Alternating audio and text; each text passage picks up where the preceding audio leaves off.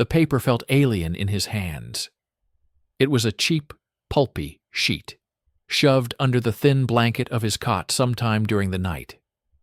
The text was not printed. It was meticulously typed on a machine with a faintly skewed E. Leo Stern lay frozen on his back, the barracks steeped in the thick, grunting silence of 24 sleeping men. Dawn was a gray smear through the high, dirty windows. He held the leaflet motionless beside his hip, his eyes scanning the words in the half-light, his blood turning to ice in his veins. To the disillusioned American soldier, it began. You wear the uniform of a nation that speaks of freedom while practicing segregation. That claims moral superiority while its bankers profit from the destruction of Europe. You are cannon fodder in a war for empires, not ideals. There are those who see your true value, those who offer recognition, not sacrifice, a different path for men of clarity. Inquire at the place of rusted pipes. A scream clawed its way up Leo's throat and died, strangled. He crushed the paper into a tiny hard ball in his fist, his knuckles white. His heart hammered against his ribs like a prisoner trying to break stone. This was a test. It had to be. A crude, obvious test for him, specifically. Because of his accent, his birth, the way Sergeant Stone's flinty eyes dissected him daily. They were giving him a rope to hang himself. He was sure of it. 48 hours earlier, he would have marched this treason straight to the MPs. But that was before Camp Crowder had shown him its teeth. The memory of his arrival was now a bitter prologue. The army truck, the cloud of Missouri gravel dust, the oppressive pine-scented air that promised nothing. He had stepped down, a volunteer, an American by papers sworn just 6 months prior. His uniform stiff with newness and conviction. He had come to fight the monstrous shadow that had chased his family from Berlin. He had envisioned clear lines, righteous purpose. Camp Crowder was a factory for breaking such notions. It was a sprawling, grim geometry of identical olive-drab barracks under a vast, indifferent sky. The sound was a perpetual assault of shouted orders, clanging metal, and the visceral thud of boots on dirt. It smelled of damp wool, cheap soap, and the faint, ever-present scent of fear sweat. His baptism was swift and brutal. On his first afternoon, he witnessed the real machinery of this place. A black soldier from a segregated supply unit, taking a wrong turn, stumbled onto the White Battalion's parade ground. What followed was not military correction. It was a ritual of degradation. A sergeant, a man built like a slab of granite with a voice that could flay paint, made the man a living exhibit. He forced him to stand at a painful, rigid attention for 20 minutes, while he delivered a sermon on order and place, his words laced with a venom that had nothing to do with drill manuals. Leo stood in the forming ranks, feeling the cold creep of shame. This was the Army of Liberation. The sergeant was named Stone. He became the architect of Leo's new reality. During roll call, Stone had paused after barking, "Stern!" He moved down the line with a predator's slow grace, stopping so close Leo could see the broken capillaries on his nose. "Stern," Stone repeated, chewing on the word. "Sounds German. You one of those Nazi bastards? They plant you here to count our bullets?" The silence in the formation was absolute. Leo kept his eyes locked on a distant, leafless tree. "No, Sergeant. I am an American. I left in 1938. "Left?" Stone's smile was a thin, cruel line. "Or you got a special mission? 1938, right after your people got done smashing Jewish windows. Convenient timing." The insinuation was a physical blow. It poisoned the very core of his being here. His loyalty, the one absolute he carried, was being publicly flayed and found suspect before he had even fired a rifle. "My family was those people, Sergeant," Leo said, the words tight. Stone's eyes, small and dark, gleamed. He leaned in, his whisper a coarse, wet thing meant only for Leo. "That's what a smart one would say. I've got my eye on you, Stern. I like to know what's in a man's heart. And yours sounds like it beats in Deutsch." The days became a blur of exhausting, soul-deadening routine. Dawn drills in bone-chilling cold. Hours on the rifle range where the recoil was a punishment. Marches under a pack that made his spine scream. But the physical torture was expected. It was the psychological erosion that was meticulous. The cynicism was a fog everyone breathed. He heard men in the mess hall joke about which French girls would be easiest, which towns would be best for looting. The war was not a crusade here. It was a dirty, boring, profitable job. He was utterly isolated, a ghost between two worlds. To the men around him, his accent was a permanent mark of otherness, a tiny fragment of the enemy lodged in their midst. To the ghost of his past, he was a traitor aiming a rifle at his homeland. The only flicker of human connection came from the cot next to his, occupied by Private Jake Miller from Ohio. Jake was quiet, observant, with eyes that missed little. He didn't join in the cruel laughter. Once, during a midnight fire watch, he'd offered Leo a cigarette, a silent nod passing between them. No questions, no judgments. It wasn't friendship. It was a temporary ceasefire in a war of solitude. Now, lying rigid on his cot with the crumpled ball of treason in his fist, all those fractures widened into a chasm.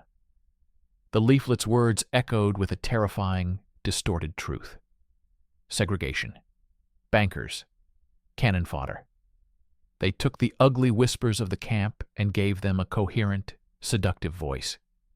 This was no clumsy test from Stone. It was too refined, too perfectly aimed at the disillusionment festering in his heart.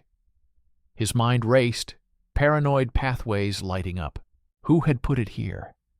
The bull-necked man 2 cots over who never spoke? One of Stone's lackeys?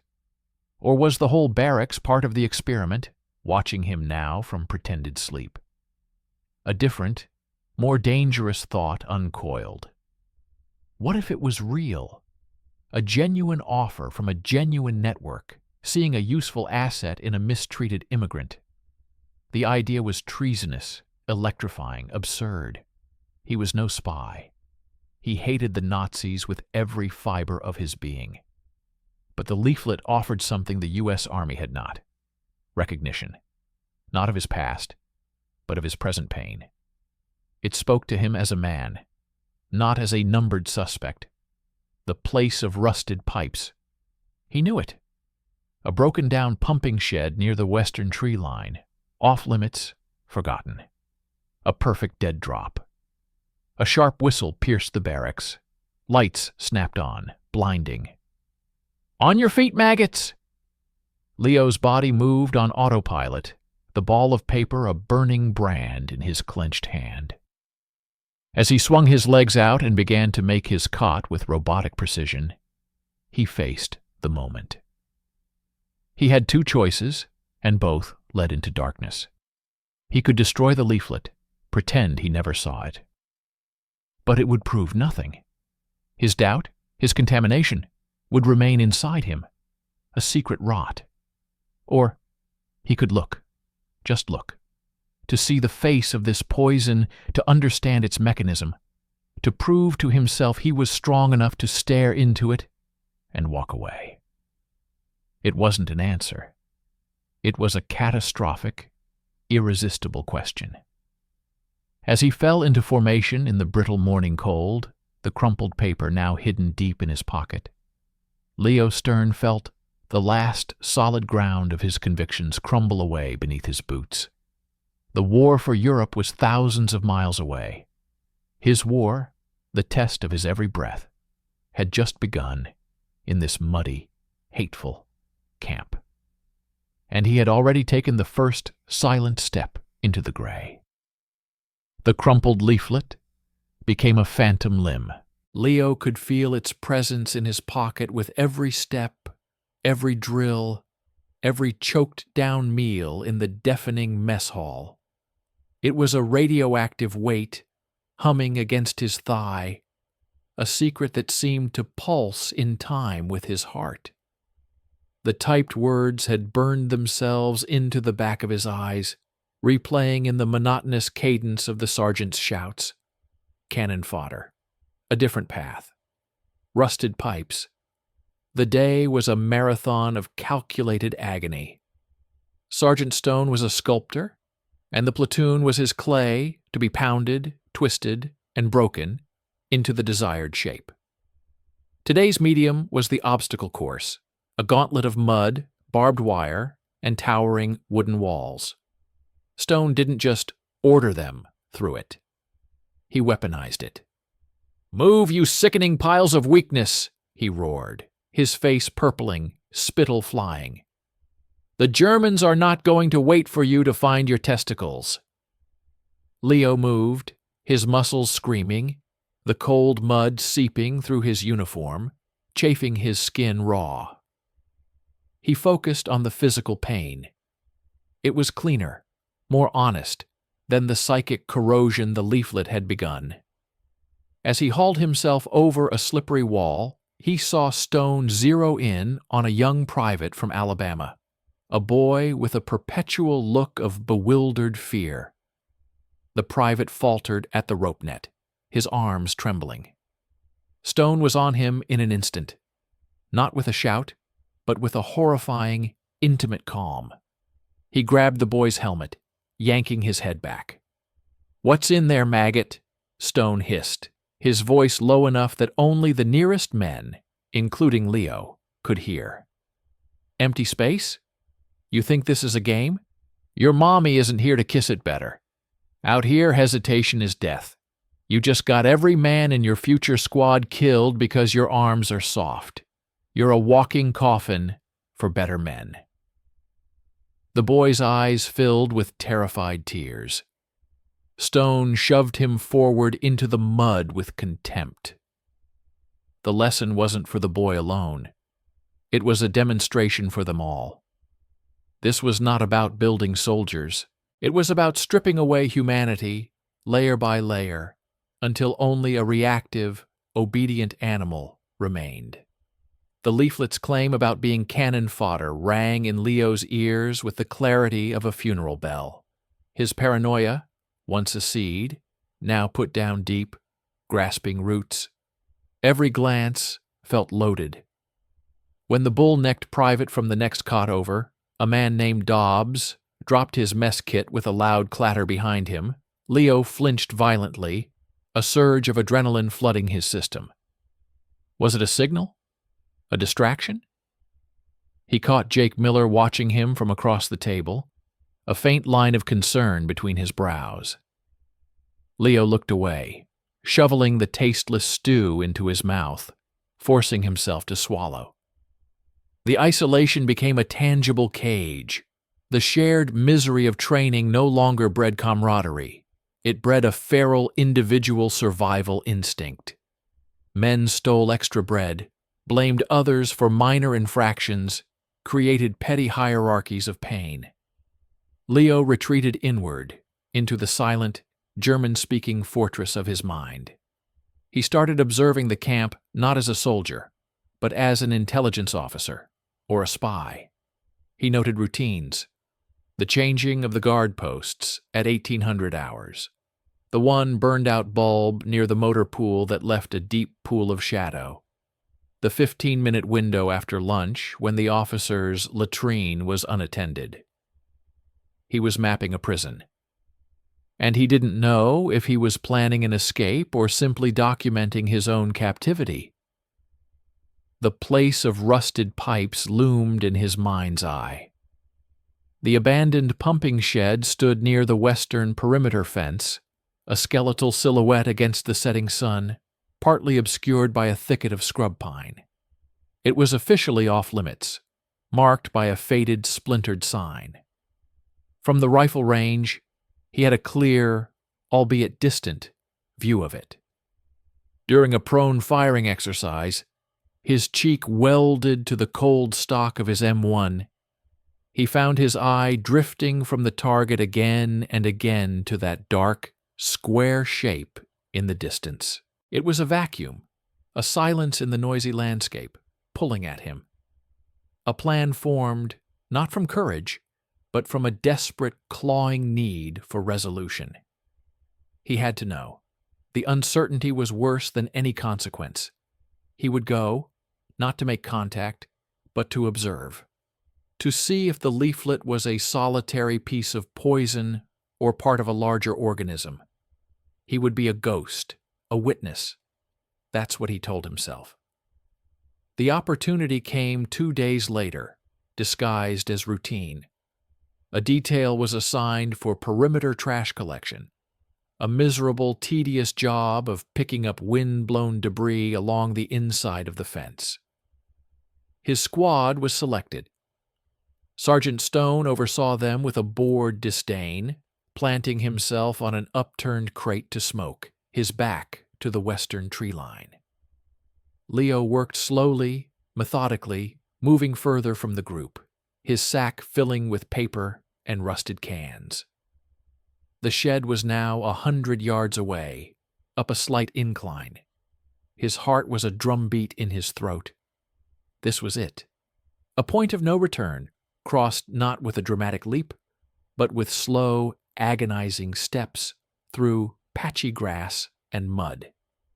He reached the thicket of pines, the air cooling in their shade.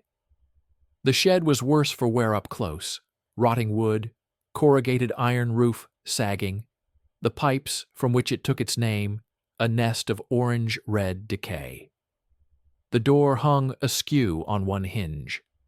The silence here was profound, broken only by the wind, whistling through a crack in the wall. This was the moment. To turn back was to live with the question forever. To go forward was to risk everything. He thought of Stone's sneering face, of the black soldier's public humiliation, of the cynical laughter in the mess hall. A cold, clear fury settled over him. They had already taken so much. They would not take his right to know. He slipped inside. The interior was dank, smelling of earth, mold, and engine oil. Slanted rays of light cut through the broken walls, illuminating dancing motes of dust. It was empty, just trash, old tools, and the silent, rusted machinery. A crushing wave of anticlimax washed over him. It was a joke, a stupid, cruel joke. He felt a fool. Then his eyes, adjusting, caught it. Not obvious, not meant to be found by a casual glance. On the back of the sagging door, at eye level, someone had drawn a small, faint symbol in the grime. It was a circle, with a single arrow pointing diagonally upward, and beside it, a number. 2100. It was not a Nazi symbol. It was generic, geometric, utterly deniable. But it was a sign, a deliberate mark, and the number, 2100, 9 o'clock at night. The shock was not of fear, but of terrifying validation. The leaflet was real. The network was real. This was not Stone's blunt instrument. This was something meticulous, patient, and deep inside the camp's bloodstream. They had expected someone to come. They had left instructions. He heard a sharp whistle in the distance. The detail was being called back. With a speed born of panic, Leo wiped the symbol clean with his sleeve, erasing the evidence. But he could not erase it from his mind. As he emerged from the shed, blending back into the tree line before trudging down to the group, his world had fundamentally realigned. He was no longer just a soldier under suspicion. He was a man who had answered a covert call. He had sought out the secret, and the secret had acknowledged him. He walked back to the formation, his trash sack heavy, his face a mask of mud and fatigue. Sergeant Stone looked right at him, his gaze lingering for a half-second too long. Did he know? Could he see the new knowledge screaming behind Leo's eyes? That night, lying in his cot, the barracks once again a chorus of snores, Leo Stern stared at the dark ceiling. The phantom leaflet was gone, replaced by the phantom symbol. 2100. A time. An appointment. The quiet, rational part of him screamed to report everything. But the larger, angrier, wounded part, the part that had absorbed every insult, every injustice, every ounce of cynical poison, whispered a different truth. They had offered him a path of recognition, away from the cannon fodder and the sergeants who were no better than the bullies they were supposed to fight. He had not contacted the enemy, but he had opened a door, and he knew, with a chilling certainty, that he would walk through it. The clock in his head began ticking down to 2100. The 48 hours until 2100 were a slow-motion dissection of Leo Stern's sanity. Every tick of the clock in the orderly room, every shouted hour from the guard posts, was a scalpel peeling back another layer of his composure. He moved through training like an automaton, his body executing drills, while his mind ran in frantic, feverish circles.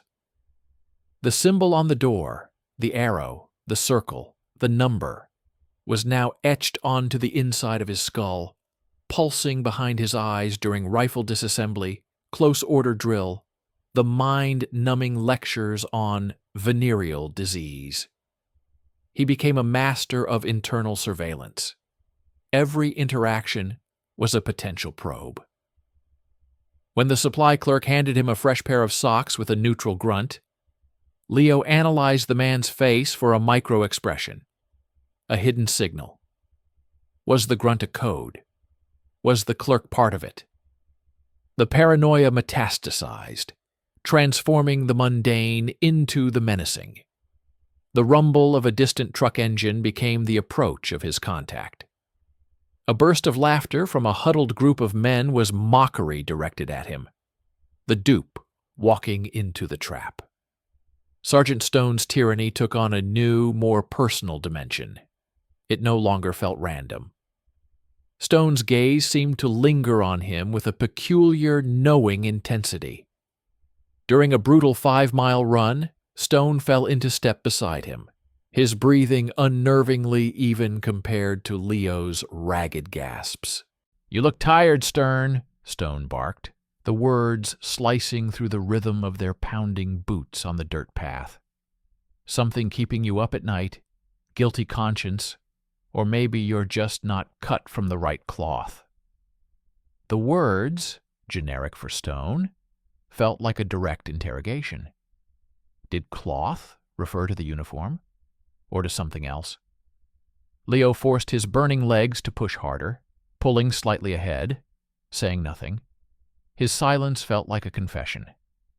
The only anchor in this spiraling unreality was Jake Miller. Jake's quiet presence was no longer just a ceasefire.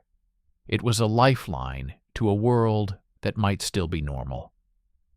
During a night fire watch they shared, standing in the chilly void between two barracks, the silence between them was heavy. Jake offered his cigarette pack. Leo took one, his hands trembling slightly in the cupped flame of Jake's Zippo. The orange glow illuminated Jake's thoughtful, watchful face. "This place," Jake said finally, his voice a low rumble in the dark, not looking at Leo, but out at the black shapes of the motor pool. "It gets inside your head, makes you see things that aren't there, makes you trust nobody." Leo's blood went cold. Was Jake making casual conversation, or was he warning him? Was this a moment of genuine human connection, or the most sophisticated part of the test? He took a drag, the smoke burning his lungs. "Maybe the things are there," Leo heard himself say, the words leaving his mouth before he could cage them. Maybe not trusting anyone is the only way to survive. Jake turned then, and in the faint backlight from a distant security lamp, his expression was unreadable. He gave a slow, almost imperceptible nod, then turned back to the darkness. The moment passed, leaving Leo more adrift than ever. The interaction was a Rorschach blot. He could see whatever his fear wanted him to see. The day of the appointment dawned with a leaden gray sky that threatened rain. The air felt thick, charged. Leo's senses were painfully acute. He tasted the metallic tang of impending storm on the wind. He noted the exact pattern of the cracks in the barracks ceiling above his cot. Every minute was a mountain to climb. His plan was simple, born of desperation. He would go to the shed at 2100. He would hide in the thicket of pines, not inside. He would observe who or what arrived. He would be a ghost. He would gather proof of a spy ring or of an army testing its own men. And then he would decide. The fantasy of control was the only thing keeping him from unraveling completely. Evening formation was a special kind of torture. Standing at rigid attention as the company clerk droned through announcements, Leo felt the eyes of the entire command structure on him. The company commander, a bored-looking captain, the first lieutenant who always smelled of hair tonic, and there, standing slightly apart, near the headquarters building door, Captain Elizabeth Ross. He hadn't noticed her before in the crowd, but now she was all he could see. She was unlike any officer he'd seen. In her late 30s, perhaps, with a severe, elegant sharpness to her features that the uniform could not soften. Her posture was not the rigid stick of a line officer, but a coiled, economical stillness. Her eyes, even from this distance, were not scanning the troops. They were assessing, categorizing, storing. She held a clipboard not with bureaucratic sloppiness, but like a surgeon holds a scalpel. And for a 3-second eternity, those eyes swept across the formation and stopped on him. There was no recognition, no accusation, just a flat, analytic stare that seemed to peel back his uniform, his skin, and see the frantic animal panic inside. Then she looked down, made a note, and turned to go inside. The door clicked shut behind her with a sound of finality. That glance was a lightning strike. It confirmed everything and nothing. She was the architect. She had to be. The cold, intelligent mind behind the leaflet, the symbol, the entire, invisible machinery. The realization was not relieving. It was terrifying. This was not Stone's blunt hammer. This was a scalpel. And he was on the operating table. 2100 approached. The camp settled into its nighttime rhythm. The shift change of guards, the last trucks rumbling to the motor pool, the fading glow from the NCO club windows. Leo lay on his cot, feigning sleep, his body screaming with tension. At 2050 he moved. He had rehearsed the route in his mind 100 times. The gap in the latrine wall where a board was loose, the shadowed path behind the mess hall kitchen, reeking of garbage. The 50-yard dash across an open strip of ground to the cover of the pine thicket, timed between the sweeps of the nearest guard tower's searchlight. He was a shadow among shadows. The cold night air bit through his field jacket. The world was reduced to the sound of his own breath, the crunch of a pine cone under his boot, the distant, mournful wail of a train whistle. He reached the thicket and melted into the darkness, his back against a rough tree trunk, his eyes fixed on the black maw of the shed door 30 yards away. The searchlight swept past, plunging the area into deeper darkness. The only light came from a sliver of moon struggling through the clouds. He checked his watch. The luminous hands glowed. 2102. Nothing. Silence except for the wind. 2105. A cramp began to form in his leg. He had been still for too long. Doubt, cold and slick, poured into him. Had he misread the symbol? Had it been an old, meaningless mark? Was he, as he feared, a complete fool, jumping at ghosts of his own making? Then, a sound. Not from the shed. From his left, deeper in the pines. A soft, deliberate crunch of a foot on dry needles. Leo stopped breathing. He pressed himself flatter against the tree, his heart a wild, caged thing trying to break his ribs. He turned his head, an inch at a time. A figure materialized from the gloom. Not in a uniform. Dark trousers, a dark jacket, a cap pulled low. The man moved with a cautious, fluid grace, pausing to listen, his head turning. He wasn't approaching the shed. He was circling it, scanning the perimeter. He was security, a lookout. This was real. Profoundly, terrifyingly real. The lookout stopped, seemingly satisfied. He gave a low, almost inaudible whistle. 2 short notes. In response, from the direction of the motor pool, another figure emerged. This one walked with more purpose, straight toward the shed. He was taller, wearing a long Army-issue coat, but it was unbuttoned. He paused at the door, glanced at his watch, and then stepped inside. Leo's mind raced. This was the contact. The man who had come for whoever had seen the leaflet. The man who had come for him. The choice was now a physical presence, as solid as the tree at his back. He could step out. He could say the words that were in the leaflet. He could cross the line from observer to participant.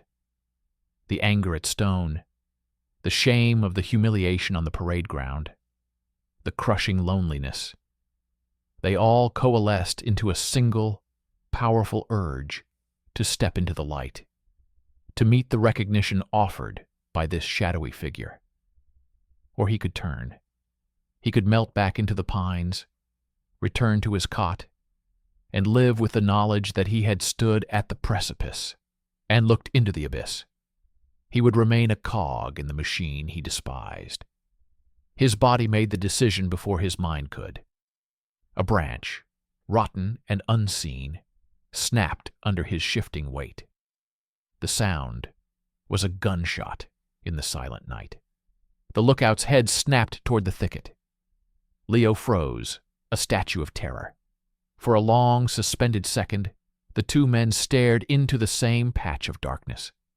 Leo could see the pale oval of the man's face, the dark pits of his eyes searching.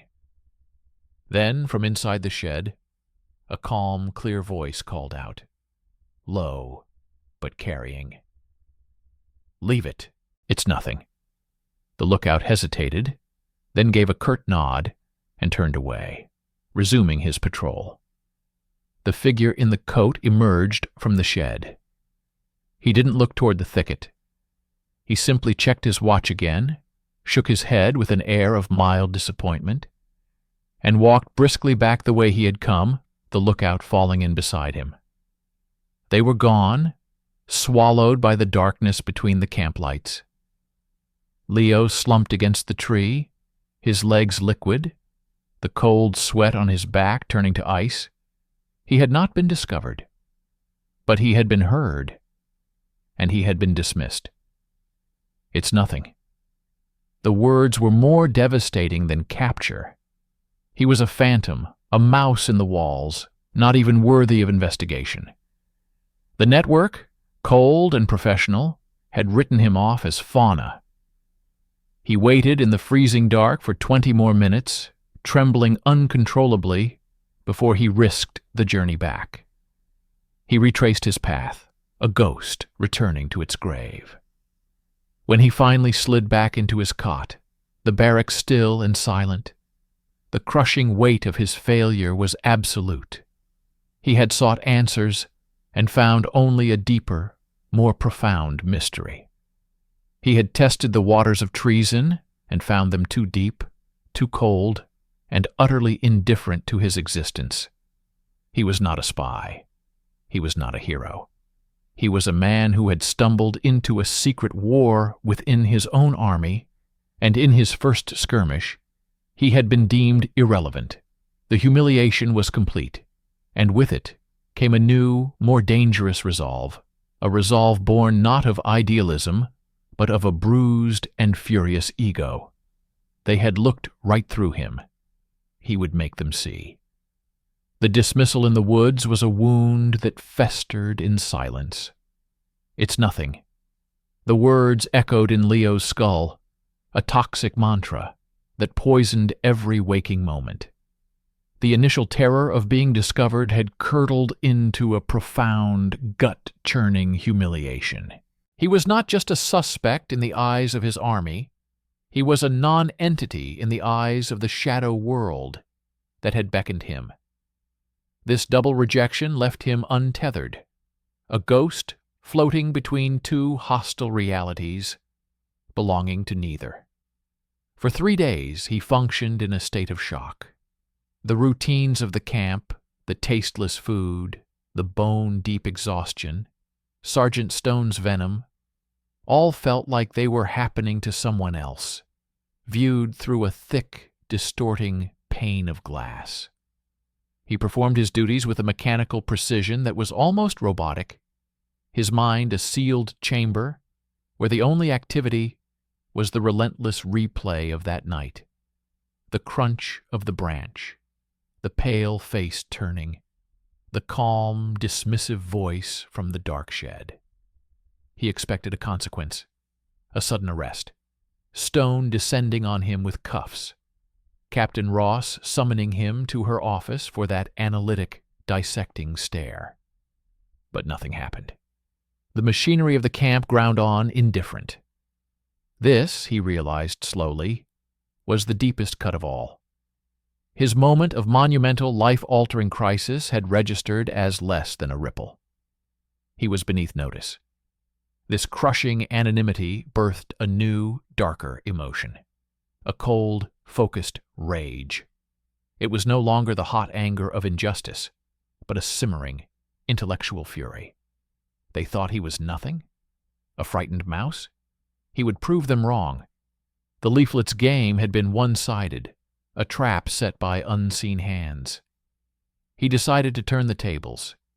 He would not wait for the next contact. He would hunt the hunters. His mindset shifted from paranoid survival to active espionage. Every observation now had a deadly, serious purpose. He began to construct a map, not of the camp's geography, but of its hidden anatomy. He noted patterns invisible to the ordinary soldier. The mail clerk, a corporal with a perpetual nervous twitch, always took his break at exactly 14:15 hours, sitting on the same bench, facing the motor pool. Never reading, just watching. Was he a lookout? A relay? He studied Captain Ross. She was a rare but fixed point in the camp's constellation. She never took mess with the other officers. She was often seen walking briskly between the headquarters building and the signal corps hut, always alone, her clipboard pressed to her chest like a shield. He learned her schedule. She appeared at her second-floor window, behind a desk, every day at 1700 hours, the fading light glinting off her glasses as she wrote. He imagined her writing his name in a file. Stern, Leo. Subject approached the bait. Subject fled. Assessment. No significant threat. Resource. Unviable. The judgment burned. He would make himself viable. His target became the man in the long coat. The contact. He had seen his silhouette, his purposeful walk. Leo started scanning every face in the camp of similar height and build, a silent census of potential enemies. He looked for the tell, a flicker of recognition, a gaze that held a second too long.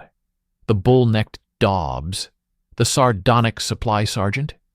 Even the quiet Jake was not exempt from this new, ruthless scrutiny. Leo's friendship with him now felt like a potential intelligence operation. Every shared cigarette, every muttered complaint about the food became data to be analyzed. Was Jake probing him? Or was he too a subject of the test? The camp, once a place of brute force oppression, now revealed itself as a labyrinth of subtle power.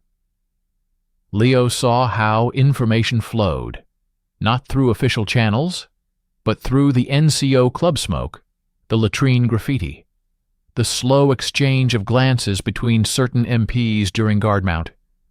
He was learning the grammar of a secret language. The breakthrough came from a calculated risk.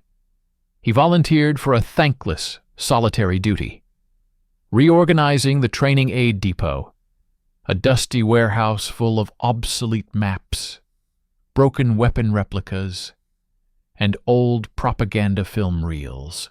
It was a place of forgotten things, and thus he reasoned a potential dead drop or storage site for a network that thrived on obscurity. For 2 days he moved in the sepulchral silence of the depot, the air thick with the smell of mildew and machine oil. He was looking for anything anomalous, a loose floorboard, a film canister that felt too heavy, a map with faint pencil marks. He found nothing but decay and neglect. On the third afternoon, as he shifted a crate of deflated rubber gas mask training bags, he saw it. Wedged behind the crate against the corrugated tin wall was not a spy's treasure, but a piece of discarded camp reality that sent a jolt through him. It was a small, crumpled, mimeographed newsletter, the kind thrown together by enlisted men, a camp rag full of bad jokes, gripes, and pin-up girls.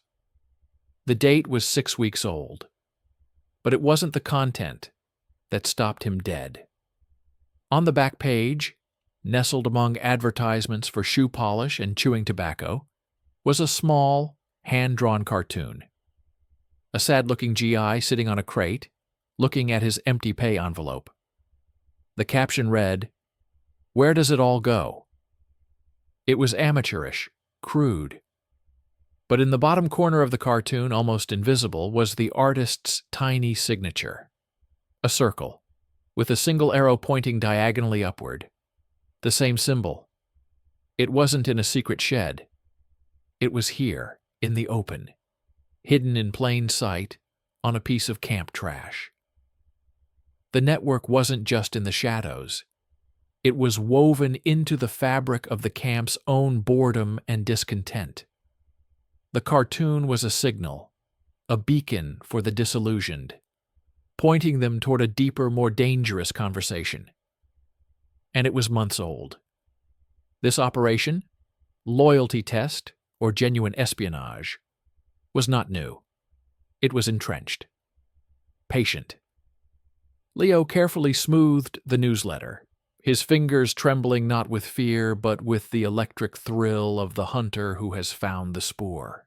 He committed the details to memory, the cartoon, the fake ads around it, the date, then placed the paper back exactly as he found it. He had not found a smoking gun, but he had found a thread, and he would pull it. That evening, standing in the chow line, the world had sharpened into a grid of potential vectors and threats. The clamor of the mess hall was no longer noise. It was a field of data. He watched interactions, seeing not camaraderie, but potential cell structures. The man in the coat could be anyone. He was here right now, breathing the same air, eating the same slop. The knowledge was isolating and empowering. He had stepped back from the precipice at the shed, but he had not retreated. He had advanced into a far more dangerous position, the no-man's land between two front lines, armed only with his anger and a single fragile thread of evidence. He was no longer waiting for the game to come to him. He was now a silent, determined player in it. The goal had mutated. It was no longer about understanding or clearing his name. It was about exposing the entire rotten, intricate machine, whether it was a Nazi spy ring or his own government's cynical experiment, and in doing so force Captain Ross, Sergeant Stone, and the man in the coat to finally, truly see Leo Stern, and regret they had ever marked him as nothing. The discovery of the symbol in the camp rag was the final, irrevocable click in the lock. Leo Stern was no longer investigating a mystery. He was now navigating a constructed reality, a hall of mirrors, where every reflection was a potential enemy or a test. The cartoon was the key that opened a door in his mind. This was not a simple sting. It was an ecosystem, and he was determined to find its apex predator. His focus narrowed to a laser point. The man in the long coat. The figure from the shed became an obsession. A silhouette he chased in every crowd, a gait he tried to match from memory, against the hundreds of men moving through the camp's muddy arteries. He began to alter his own routines, creating opportunities for observation. He volunteered for extra details near the motor pool at dusk, where he'd first seen the contact emerge. He lingered near the Signal Corps hut after Captain Ross's daily visits, watching who else came and went with similar purpose. The pressure of his double life began to etch itself physically into him. Sleep was a fractured series of tense micronaps. Food lost all taste, becoming mere fuel for the watchful machine his body had become. His eyes developed a permanent dry ache from constant scanning. He moved through the brutal training with a detached, almost superhuman endurance. The pain in his muscles was a familiar anchor in the shifting psychological sands. Sergeant Stone seemed to sense the change.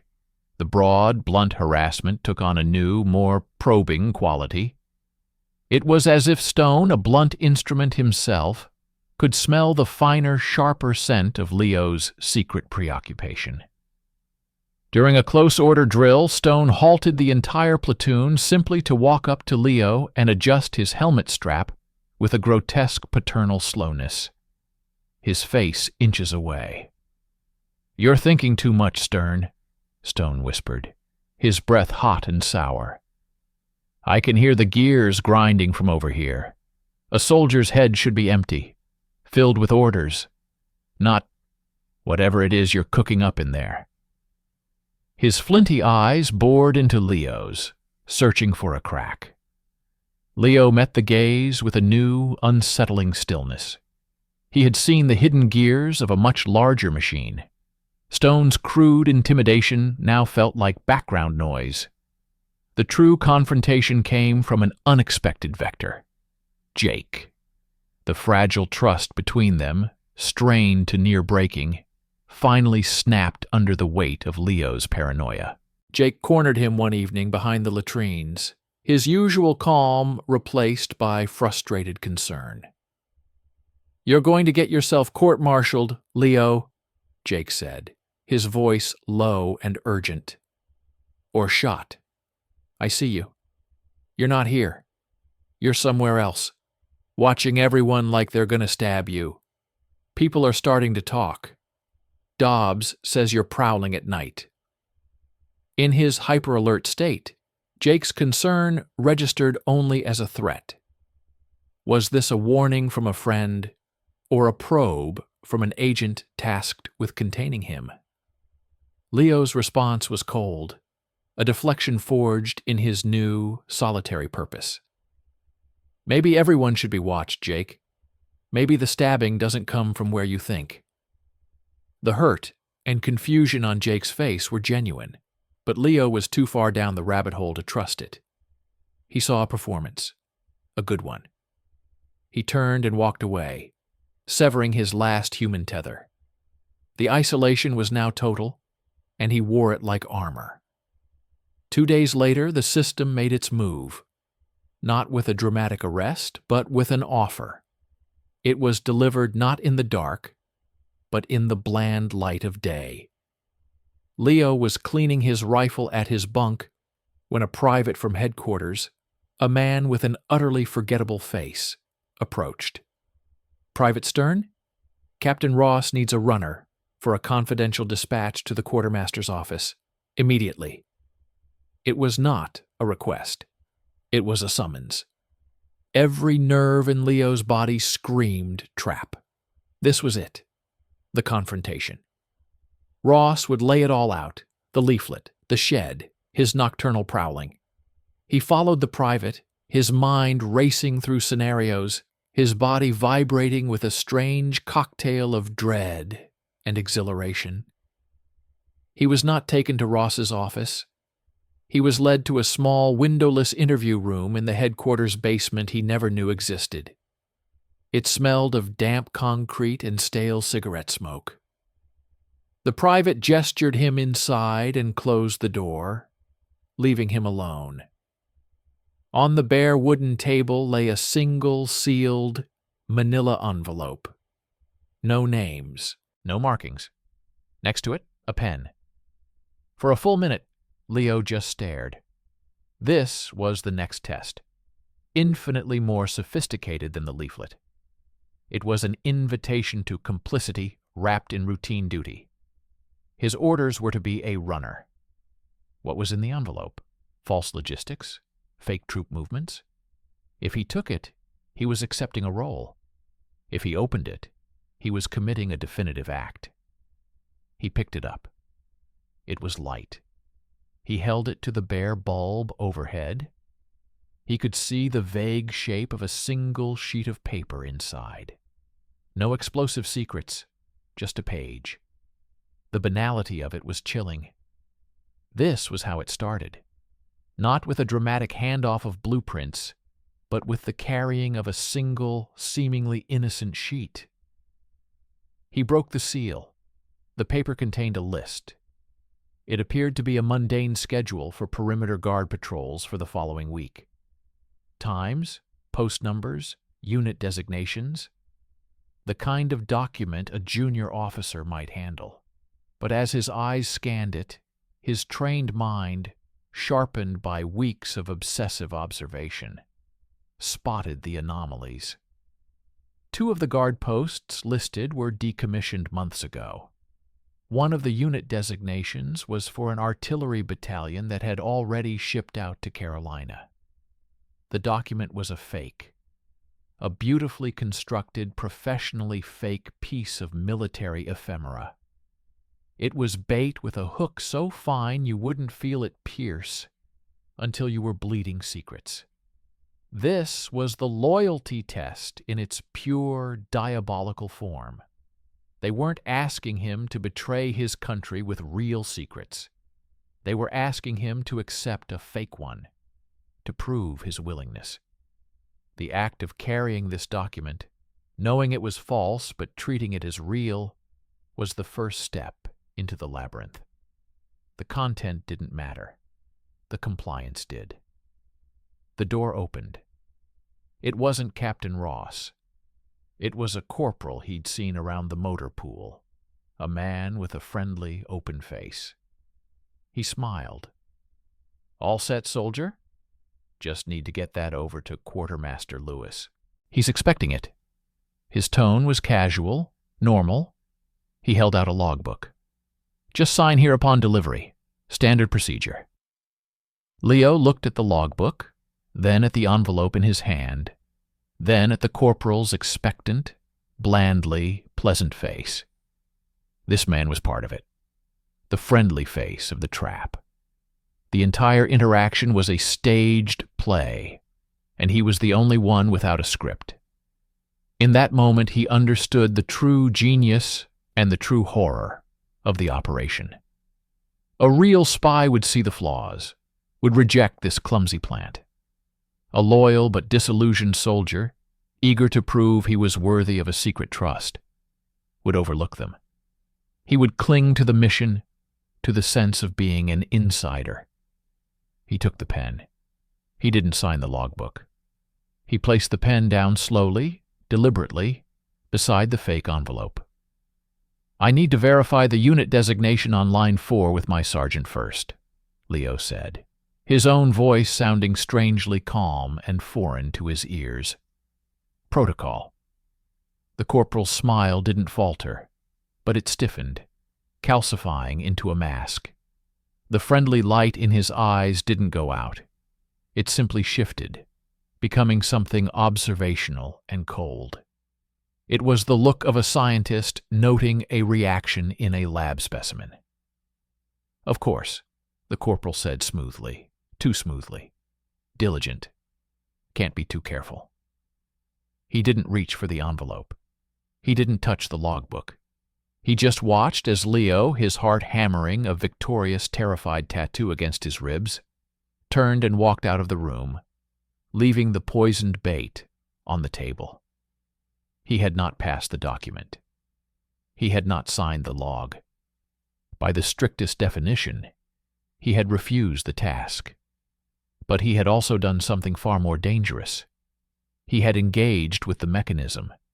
He had examined the bait, understood its nature, and had spoken the language of the trap. He hadn't run away, screaming treason. He had given a procedural excuse. As he walked back into the gray afternoon light, the cold air hitting his face, he knew the assessment would not read loyal. It would read cautious, suspicious, engaged. He hadn't escaped the maze. He had simply advanced to a deeper, more secure level of it. The game was no longer about proving his loyalty to America. It was about surviving the meticulous, invisible judgment of Captain Ross, and he had just shown her he was a player smart enough to know the rules. The worst possible thing to be. The refusal in the basement room was not a victory. It was a seismic event that fractured Leo's world along a new, more precarious fault line. He had not said no. He had said not yet. Not like this. In the eyes of the apparatus he now knew was watching, that distinction was meaningless. He had touched the mechanism. The gears had engaged. Now they would turn with or without his consent. A profound silence descended. It was the silence of a vacuum, heavy and expectant. The overt pressures, the leaflet, the shed, the fake patrol schedule, ceased. Sergeant Stone stopped his targeted harassment. The forgettable private from headquarters no longer looked his way. Even Jake kept a strained, cautious distance, the bond between them irreparably damaged by Leo's cold suspicion. It was as if he had been placed in a glass box. He could see the camp operating around him, but he was no longer a part of its currents. He was a specimen under observation, and the lab had gone quiet to note his natural behavior. This silence was 1,000 times worse than the pressure. It bred a terrifying uncertainty. Had he passed their test by showing caution? Or had he failed it by showing he was too clever, too aware? Was the operation over for him? Or was this merely the calm before a more devastating storm? Every casual glance from a passing officer, every routine announcement over the camp loudspeaker, felt like a potential trigger for the next, final phase.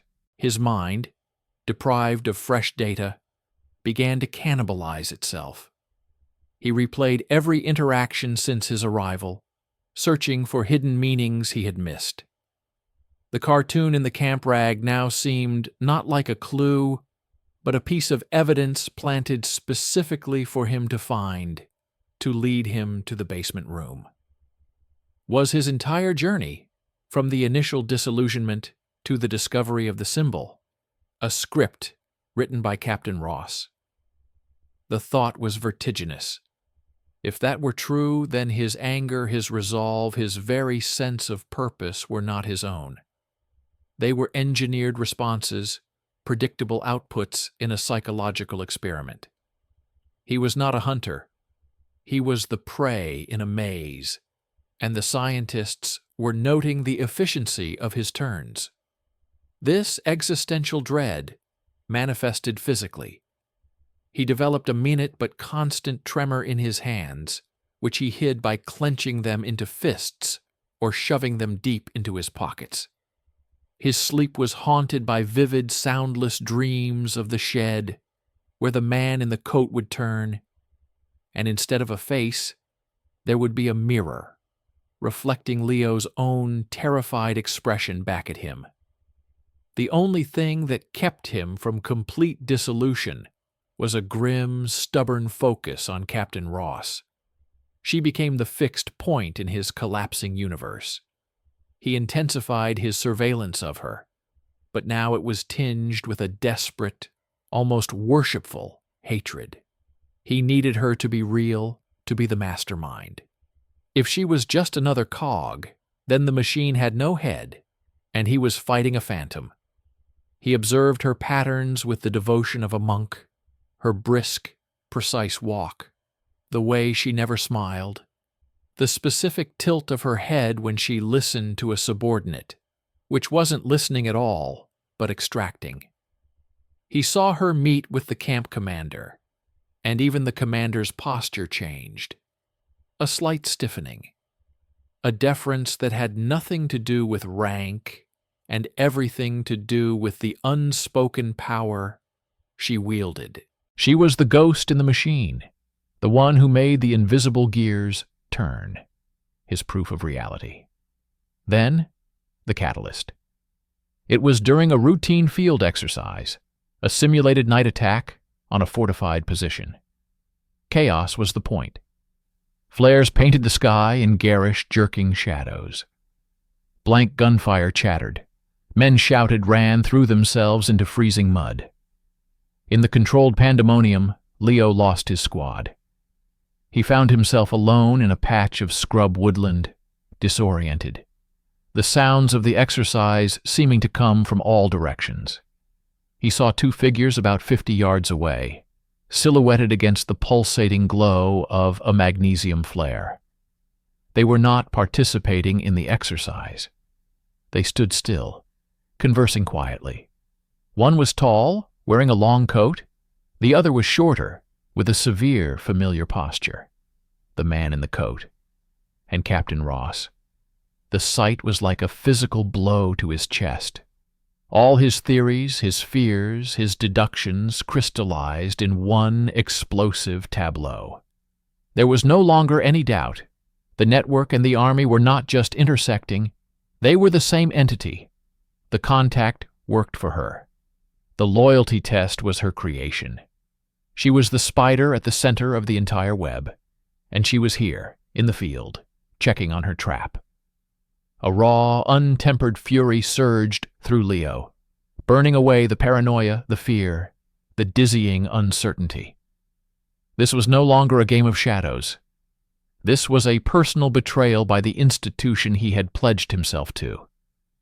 She had taken his patriotism, his trauma, his desire to belong, and had twisted it into a laboratory experiment. She had made him doubt his own mind. He didn't think. He moved. Staying low, using the noise and light of the exercise as cover, he closed the distance. He needed to hear. He needed proof that wasn't just visual. He crouched behind a fallen log, frozen mud soaking through his trousers, his breath forming frantic plumes in the cold air. Their voices were low, calm, utterly out of place in the simulated battle. Subject Stern's response was atypical. Ross's voice, clipped and analytic, cut through the night. Procedural refusal indicates a high degree of suspicion, possibly counter-instinct. He's not gullible. The man in the coat shifted, cautious. Or he's been trained. The accent, the background. It's a perfect cover. He fits the profile almost too well. Or he's simply an intelligent, righteously angry young man who thinks he's outsmarting us, Ross replied. A hint of something, not admiration, but clinical interest, in her tone. We proceed to phase gamma. The pressure needs to be authentic, irreversible. Let's see what he does when the door locks behind him. Leo's blood turned to ice. Phase gamma. Irreversible pressure. The words were not just operational jargon. They were a death sentence for the person he used to be. They were going to force his hand, to make him commit an act that would leave no path back. The flare died.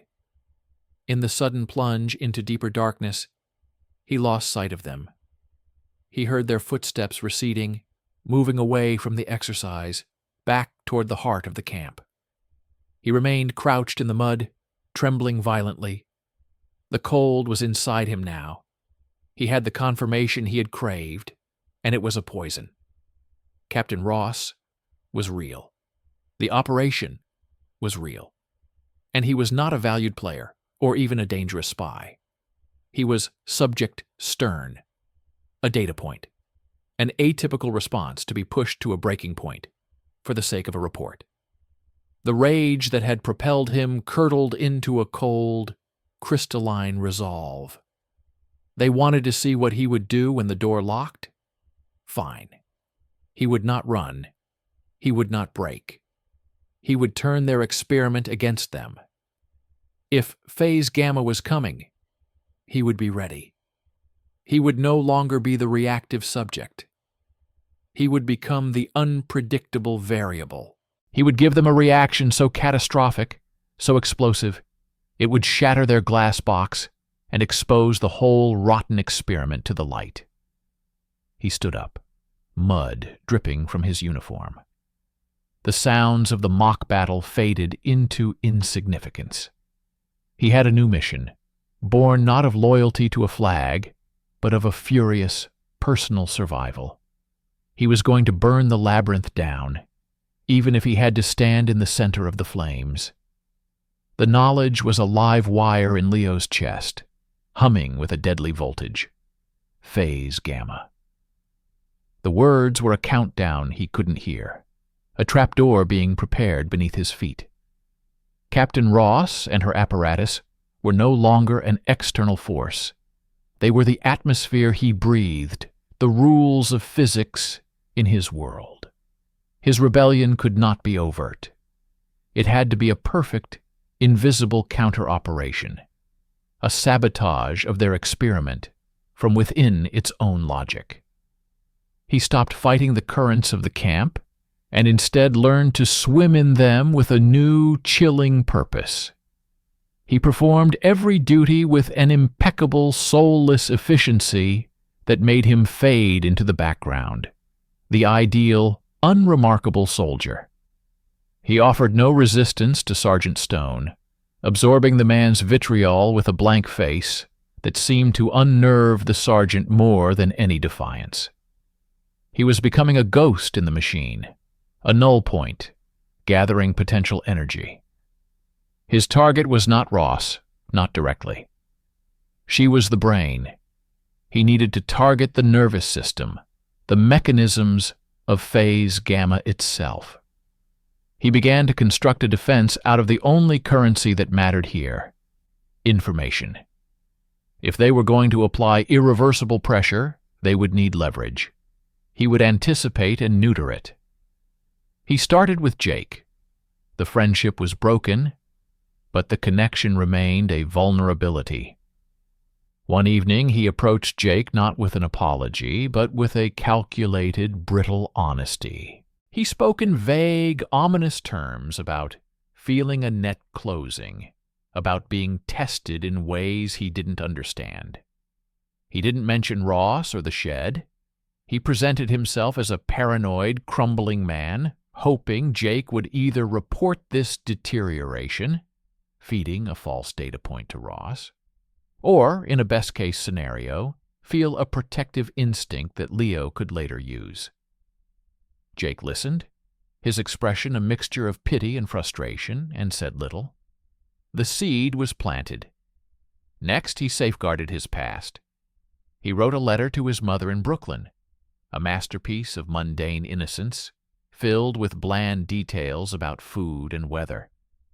But within the banalities, he embedded a pre-arranged family code, a mention of a fictional uncle's bad fishing trip that signaled danger and instructed her to contact a specific liberal lawyer from their old neighborhood if she heard nothing from him in a month. He mailed it from the camp post office, making sure the clerk saw his calm, ordinary face. He created a lifeline outside the wire. Then he prepared his weapon. The final piece came from the motor pool. Volunteering for a cleanup detail, he pocketed a small, heavy brass valve stem from a discarded tire kit. It was dense, innocuous, fit perfectly in the palm of his hand. A tool, not for escape, but for confrontation. If phase gamma meant a locked door and a forced choice, he would have a way to break the lock, or failing that, to leave a mark. The pressure began to mount, but subtly, in ways designed to feel like fate, not conspiracy. He was assigned to a weekend latrine duty alone, a classic punishment. But the timing felt off. He found a fresh, pristine copy of a German-language newspaper, an Aufbau, a paper for Jewish, Miger, left conspicuously on a bench in the otherwise empty cleaning supply closet. It was too perfect, a lure for his heritage and his loneliness. He ignored it, flushing it down a toilet with a cold sense of satisfaction. A few days later, a mistake appeared in his pay file, a significant, unexplained deduction. When he queried it at the admin office, the clerk, a woman with a sympathetic face, sighed with bureaucratic helplessness. "Paperwork error, honey. Might take weeks to sort out. Money just vanishes sometimes." The implied stress, the financial squeeze, was a classic coercion tactic. He simply nodded, accepting the error without protest, denying them the reaction of desperation. He could feel the experiment probing him, searching for a pressure point. They were applying heat, waiting for him to crack or commit. He remained a sealed vessel. The climax arrived not with a dramatic arrest, but with a summons that was a masterstroke of bureaucratic banality. He was ordered to report to the Camp Inspector General's office at 1900 hours to clarify discrepancies in his enlistment paperwork. The phrasing was genius. It was non-accusatory yet ominous, the kind of thing that could be anything from a clerical follow-up to the prelude to a treason charge. It was the locked door. At 1850, Leo stood before the mirror in the empty barracks latrine. He looked into the eyes of the man he had become, hollowed out, sharp, a coiled spring wrapped in olive drab. He adjusted his uniform with ritualistic precision. He transferred the heavy brass valve stem from his pocket to a small, discreet pouch he had sewn inside his right sleeve cuff, where it rested against his wrist. A cold, reassuring weight. This was it. Phase Gamma. The IG's office was in a quiet wing of the headquarters building. The hallway was deserted, lit by harsh fluorescent bulbs that buzzed like angry insects. The door to the appointed room was unmarked. He took a final deep breath, feeling the wire in his chest snap taut. He was not walking into an interrogation. He was walking onto a stage for the final act of a play written by Captain Ross. His role was to finally break. He intended to rewrite the ending. He opened the door. The room was not an office. It was another interrogation box, smaller than the last, lit by a single bright lamp focused on a solitary chair. Seated across the small table was not a clerk, not an IG officer. It was the man in the long coat.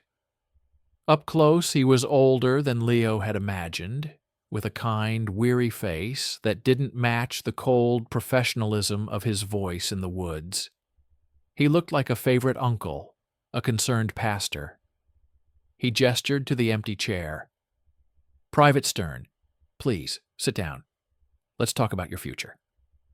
The door clicked shut softly behind Leo. The lock engaged with a sound like a bone snapping. Leo did not sit.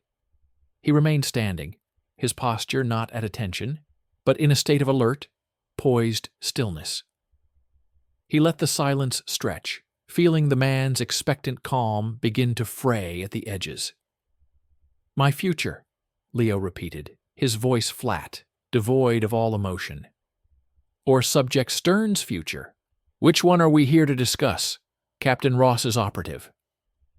The man's kindly expression didn't falter, but a new sharpness entered his eyes.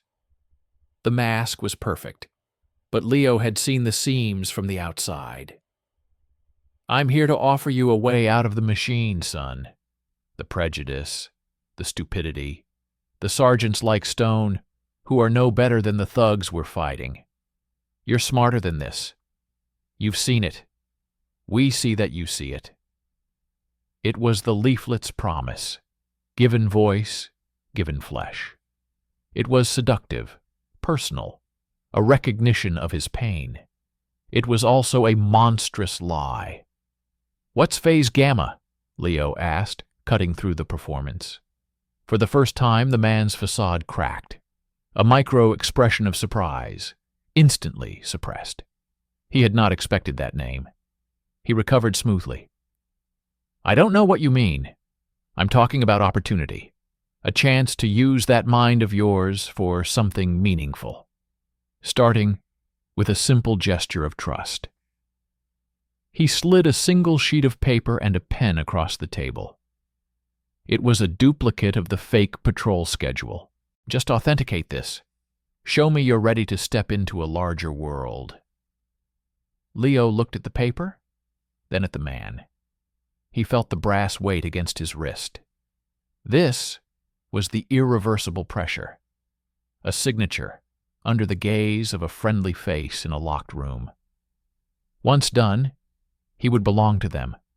A data point, turned asset in their records. He did not pick up the pen. He leaned forward, placing his palms flat on the table, his voice dropping to a venomous whisper. "Tell Captain Ross her experiment is over. Tell her Subject Stern is no longer reactive. He is contaminated. And contaminated data is worthless." The man's kindly face finally fell away, revealing the cold, assessing operative beneath. The room's air seemed to vanish, replaced by a palpable threat. The game was up. The friendly approach had failed. Phase gamma was now brute force. "That's a very dangerous thing to say, Private," the man said, all pretense gone. "You're in a locked room. Your record is already stained. Your friend Miller has given statements about your unstable behavior. The missing pay, the German newspaper, it paints a picture. One of resentment, of latent sympathy, of espionage. You can walk out of here as our collaborator, or you can be dragged out as their traitor. There is no third option." It was the culmination of all their work. The net, woven from his own disillusionment, Jake's concern, and manufactured evidence, snapped shut. They had their irreversible pressure, collaboration, or destruction. Leo straightened up. A strange, cold calm settled over him. This was the moment he had prepared for. He had not been trying to prove his loyalty to America. He had been trying to survive Captain Ross. And survival now meant a surgical strike. "There is always a third option," Leo said. In one fluid motion, he pivoted. not toward the door, but toward the wall beside it. He yanked the brass valve stem from his sleeve, and with all the focused strength of his coiled fury, drove it into the plaster wall. Not to break out, but to mark. He scraped it downward in a violent, jagged gouge, then across, creating a deep, undeniable scar in government property. An act of wanton, defiant vandalism. Not treason, not cooperation, but the berserk, inexplicable rebellion of a broken soldier. He turned back to the stunned operative and threw the valve stem onto the table, where it landed with a heavy thud beside the fake document. "Tell her that," Leo said, his voice eerily steady. "Tell her, Subject Stern's final data point is insubordination and destruction of government property. Charge me with it. Court-martial me for it. But your elegant little trap just broke on something you didn't program. A man who would rather be a criminal than an asset." He had chosen a third path. He had blown up the game board. The locked door was about to be opened from the outside, not to usher in a spy or a prisoner, but a madman. And in that calculated madness, he saw his only sliver of freedom. The gouge in the wall was more than vandalism. It was a declaration of war on the experiment itself. The man in the coat stared at the violent scar in the plaster, his face a mask of cold, recalculating fury. The script was in ashes. He didn't shout for guards. He simply stood, the faux, friendly persona incinerated, leaving behind the sterile, dangerous operative. He looked at Leo not as a subject or a potential asset, but as a system error, a contaminant. "Wait here," he said, the words devoid of all inflection. He unlocked the door and stepped out, closing it behind him. Leo was alone with the evidence of his rebellion. The fake document sat innocently on the table, the brass valve stem beside it, like a crude artifact. His heart hammered, not with fear now, but with the terrifying thrill of the unexplored. He had jumped off their map. He had no idea what landscape lay below. The door reopened not with a swarm of MPs, but with a singular focused presence. Captain Elizabeth Ross entered alone. She closed the door softly behind her, the click of the latch precise and final. She did not look at the ruined wall. Her gaze went straight to the valve stem on the table, then lifted to Leo's face. She did not sit. She stood, a composed pillar of authority, in the small, charged room. "Destruction of government property," she stated, her voice not loud, but filling the space like a low-pressure front. "A curious choice, Private Stern. Not denial, not defiance of the offer. Petty vandalism." She took a step closer, her analytic eyes scanning him as if he were a new, puzzling strain of bacteria. "You have systematically deconstructed a highly controlled operation. You identified the fake patrol schedule. You located the secondary symbol. You observed a field meeting you were never meant to witness. And now this." She gestured vaguely toward the wall, a flick of her wrist, dismissing the physical damage as irrelevant. An irrational, emotional outburst. Or is it? She paused, letting the question hang. The room felt airtight. "You are attempting to invalidate the data," she continued, a hint of something akin to professional admiration coloring the edges of her words. "You understand that a court-martial for insubordination or vandalism is a contained, predictable outcome. A messy, but ultimately simple binary result, guilty or not guilty. It does not address the ambiguous, fascinating space you occupied for the past weeks. The space of potential treason. You are trying to force us to try you for the wrong crime." Leo said nothing. He held her gaze, his own silence a weapon. She was right, and her clarity was more frightening than any threat. A court-martial would be public, Ross said, almost to herself. Records? Testimony from your friend Miller about your state of mind? Questions about why a seemingly competent soldier would suddenly destroy a wall. An alert defense counsel might start digging in inconvenient places. The loyalty test program is not a secret we are prepared to defend in an open forum. Its efficacy depends on its invisibility. She finally moved, walking to the small table and picking up the fake patrol schedule. She studied it for a moment, then tore it neatly in half, and then in half again. Your assessment was correct, she said, not looking at him. Operation Loyalty Test, a counterintelligence corps initiative. The disgruntled, the ideologically compromised, the potential spies, they ignore our bait. They see the trap. It is the intelligent, the disillusioned, the morally conflicted like you who engage. You are not the enemy we catch. You are the liability we identify. She turned back to him, the torn paper in her hand. And now, you have made yourself a different kind of liability. One too aware to be used and too dangerous to be discarded conventionally. She laid out the deal then, not as an offer, but as a clinical prognosis. There would be no court-martial, no public record of the events in this room, the shed, the basement. The pay discrepancy would be corrected. The latrine duty would vanish from the logs. It would be as if the last month of his life had been surgically removed. In its place, a new reality. His file would not be closed. It would be given a unique, classified designation. He would be listed as tested, anomalous result. Requires permanent observation. He would be transferred out of Camp Crowder immediately, not to a combat unit, but to a nondescript logistical posting in a remote stateside command. A place where he could be monitored indefinitely. A specimen in a larger, quieter jar. And if I refuse this generous clemency? Leo asked, his voice rough from disuse. Ross allowed a thin, cold smile. Then we proceed with the court-martial for vandalism and for possession of stolen government property.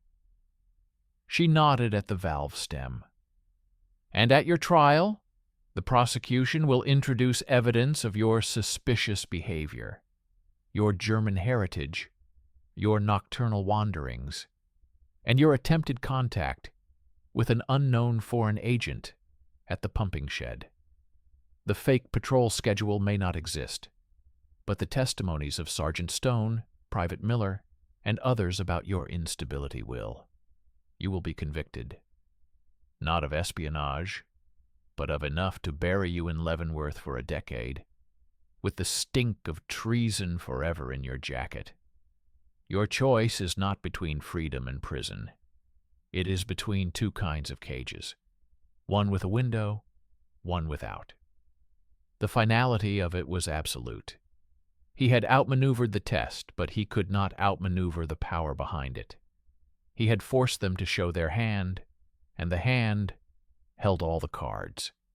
He could be a publicly broken traitor or a silently watched anomaly. There was no victory, only survival on their terms. He thought of the letter to his mother, the lawyer. It was useless against this. He thought of Jake, whose genuine concern had been weaponized against him. He thought of the idealistic young man who had stepped off the truck, ready to fight for his new country. That boy was gone, scraped out, and replaced by this hollowed-out understanding. "Where is the transfer?" Leo heard himself ask, the sound of his own surrender chilling him. Ross gave a small, satisfied nod. The scientist had recorded the final, predictable result. You will receive orders within 24 hours. You will speak to no one about any of this. Not to Miller, not in a letter home. You will vanish from this company and from the memory of anyone who knew you here as a problem that was quietly solved. She turned to leave, then stopped at the door, looking back at him one last time, her expression one of pure, uncorrupted analysis. Your file will note one final observation, Private Stern. You possessed the intellect to see the trap, and the weakness to walk up to its edge. You had the courage to try and break it, but not the power to succeed. You are, definitively, a loyal American. And that is precisely why you can never be trusted again. She left. The door did not lock this time. It stood slightly ajar, an invitation to walk into his new, diminished life. Leo stood in the silent room for a long time. He looked at the torn paper scraps on the table. He looked at the deep, ugly gouge in the wall, his one lasting mark on Camp Crowder, soon to be repaired and painted over, leaving no trace. He walked out. The hallway was empty. He moved through the headquarters building, down the steps, and out into the camp yard. The night air was cold and clean. He saw figures moving in the distance, shadows heading to the mess hall, to the barracks. A normal night. His war was over. It had ended not with a battle against Nazis, but with a quiet, administrative surrender in a small, white room. The next evening he found his transfer orders on his cot. A train ticket to a fort in California he had never heard of. A processing hub for Pacific supplies. A place of dust and paperwork and infinite boredom. As he packed his few belongings, Jake entered the barracks. They looked at each other across the space. Jake's face was heavy with unasked questions and a confusion he would never have answered. "Take care of yourself, Leo," Jake said finally, the words thick. Leo just nodded, zipping his duffel bag closed. There was nothing left to say. He was already a ghost. He left before dawn, driven to the station in a jeep with a silent driver. As the train pulled out, its wheels finding a slow, rhythmic clatter on the tracks, Leo stared out the window at the fading silhouette of Camp Crowder against the gray morning sky. He had arrived, full of fire and purpose. He was leaving as a classified footnote, a man who had looked into the heart of his own country's machine and seen a cold, unblinking eye staring back. He had passed the loyalty test by proving his loyalty was a liability. He was being sent away, not for what he had done, but for what he had seen. And as the flat, anonymous countryside streamed past the window, Leo Stern understood the final, unshakable truth. The most perfect traps have no walls. They simply convince you to carry the prison inside yourself forever.